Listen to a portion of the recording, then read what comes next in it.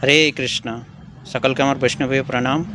তো আমরা জড়জগতের প্রত্যেকটি বস্তুর প্রতি এতটাই আসক্ত যে আমরা সেই বস্তুগুলি দেখে পরে আকর্ষিত হয়ে সেগুলি থেকে আনন্দ সুখ উপভোগ করার চেষ্টা করি, কিন্তু আমরা ভুলে যাই যে এই বস্তুগুলি অনিত্য, এগুলো যে কোনো সময় নষ্ট হয়ে যাবে এবং আমাদেরকে দুঃখ কষ্ট ভোগ করতে হবে। তাই আমরা জড়জগতের এই বস্তুর প্রতি আকর্ষিত হয়ে আমরা জ্ঞান হারিয়ে তার প্রতি আমরা অত্যন্ত আসক্ত হয়ে পড়ি। তাই আমরা যখন কোনো ঐশ্বর্যবান ব্যক্তিকে দেখি তখন দেখে মনে হয় যে এর আশ্রয় গ্রহণ করলে এর থেকে আমার ভরণ পোষণ ভালো হবে।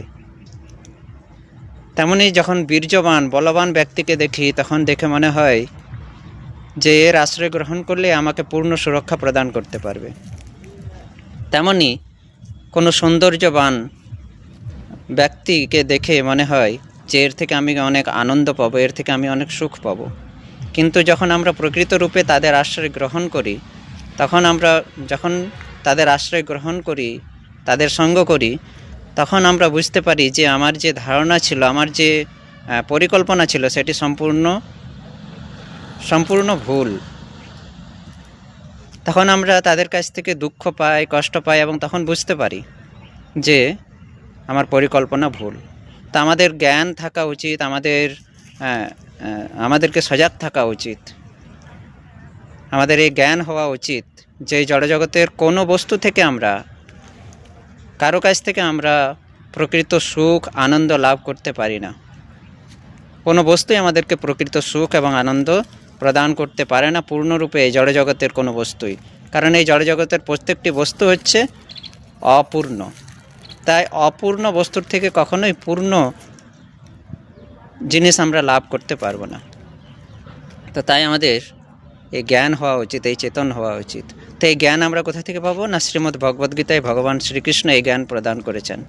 তিনি ভগবদ্গীতার 10ম অধ্যায়ের 8ম শ্লোকে বলেছেন, অহম সর্বস্য প্রভবো মত্তঃ সর্বং প্রবর্ততে ইতি মত্তঃ ভজন্তে মাম বুধা ভাব সমন্বিতা। অর্থাৎ জড় ও চেতন জগতের সব কিছুর উৎস আমি, সব কিছুই আমার থেকেই প্রবর্তিত হয়। এই তত্ত্ব অবগত হয়ে পণ্ডিতগণ শুদ্ধ ভক্তি সহকারে আমার ভজনা করেন।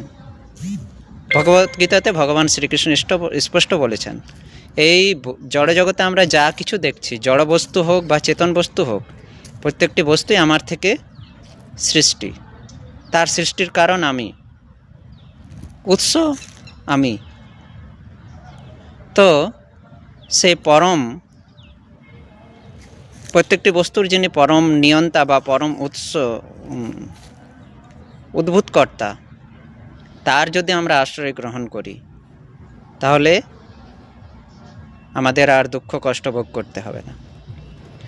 তাই সেখানে ভগবান বলেও দিয়েছেন যে যারা পণ্ডিত তারা শুদ্ধ ভক্তি সহকারে আমার ভজনা করেন, কারণ তারা জানে যে একমাত্র পূর্ণ আনন্দ তার চরণে আশ্রয় গ্রহণ করলে পাওয়া যাবে, পূর্ণ সুরক্ষা তার চরণে আশ্রয় গ্রহণ করলে পাওয়া যাবে, এবং পূর্ণ ভরণ পোষণ তার চরণে যদি আমরা আত্মসমর্পণ করি তাহলে লাভ করতে পারবো। ততএব যে কোনো বস্তুর জন্য আমরা আকাঙ্ক্ষা করি এই জড়জগতে, সব কিছুই ভগবান শ্রীকৃষ্ণের ইচ্ছাতেই আমরা পেয়ে থাকি।